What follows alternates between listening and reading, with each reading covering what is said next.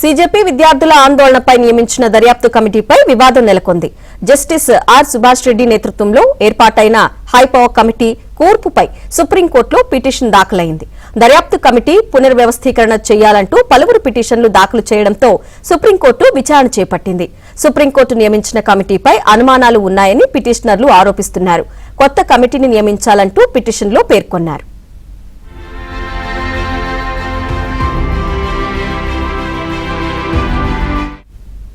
అయితే సుప్రీంకోర్టును రాజకీయ ప్రయోజనాలకు ఉపయోగించడం సరికాదని, కమిటీ కూర్పును సవాలు చేయడం సరికాదంటూ సొలిసిటర్ జనరల్ తుషార్ మెహతా మండిపడ్డారు.